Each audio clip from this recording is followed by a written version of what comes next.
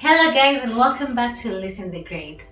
Today I want to talk about being defensive and being proud.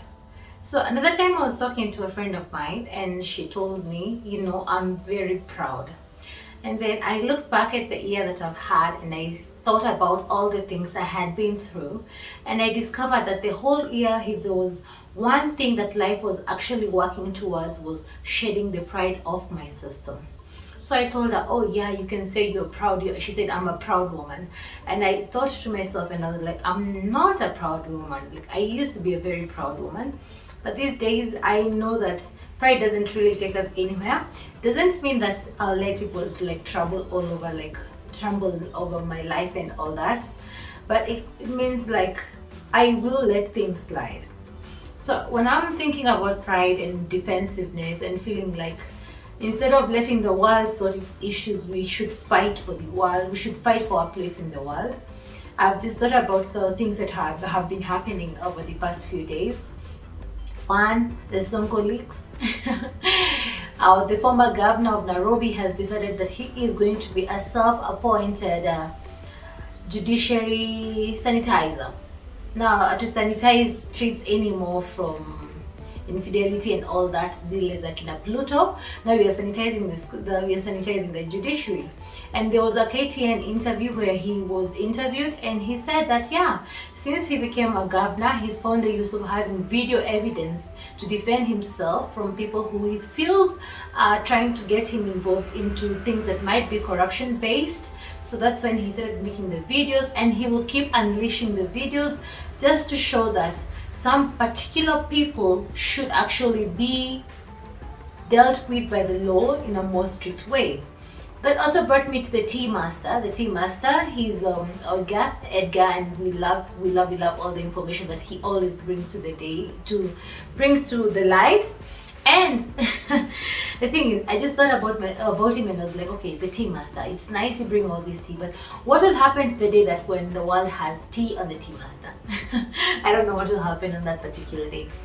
And then I thought about the story of Akothee being sick and about Diana Mara being sick, and it was a bit sad. The celebrities were not feeling well for the better part of last week and some through this week.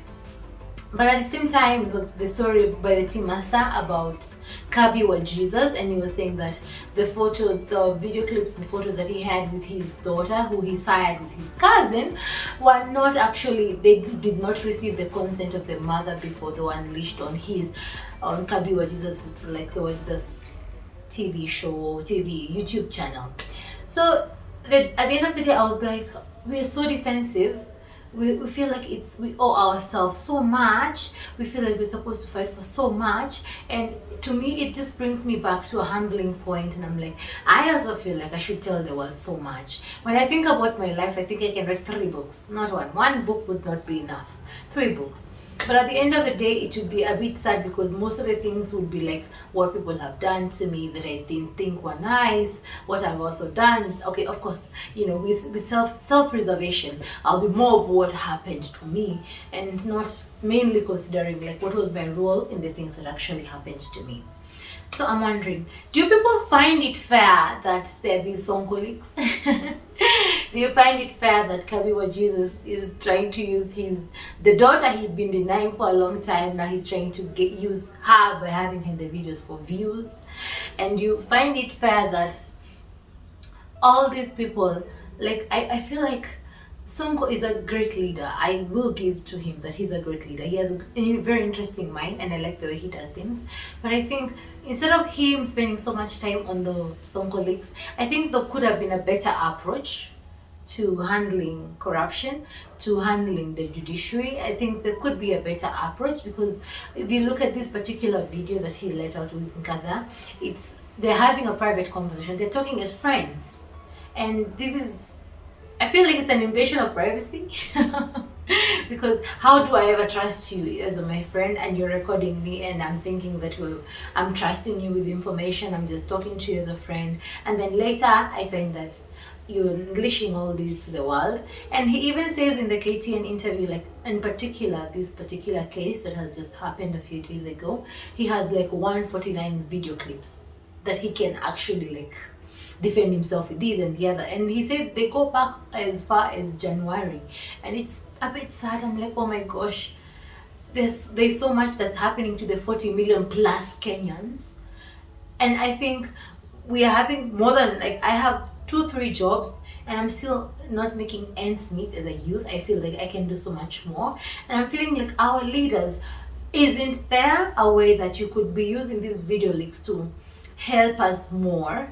Not just to, okay, he's like, he really needs to get himself off these cases that are on his back, but couldn't there be another way that he could use these video leaks to actually help the common mwananchi in a better way, in a more productive way? Kabiwajesus, isn't there a way that you can use your channel, like whatever, like to help these people more? Get over it. It's good. Yeah, it's good tea. But is there a way that we as YouTubers, we as the people who feel that we can influence in a way, as social media influencers, like all over, what the Maya, all these people, isn't there a way we can help Kenya? Because the thing is, next year is an election year, but our country is not at its best. How can we use social media, apart from making our pockets a bit heavier? How can we reach out to the common mananchi like Lynn does and better our community using videos, using video leaks or Sonko leaks? How can we hold the camera and better our country? This is Alice in the Great. The question is, shed the pride. Do you think pride actually really helps at the end of the day? Does defensiveness really help? It's just a question put out there. And how can we actually reach out to people?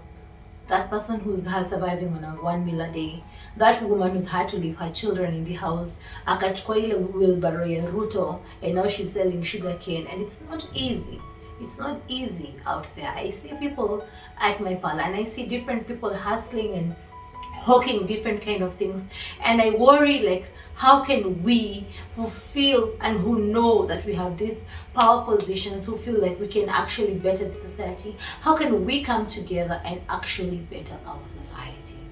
This is Alice in the Great. You're beautiful within and without. Do remember to comment, subscribe, like, and share, and leave a comment on the issue of defensiveness, pride, and how we can better our Kenyan society. Till next time, adios amigo, bye bye.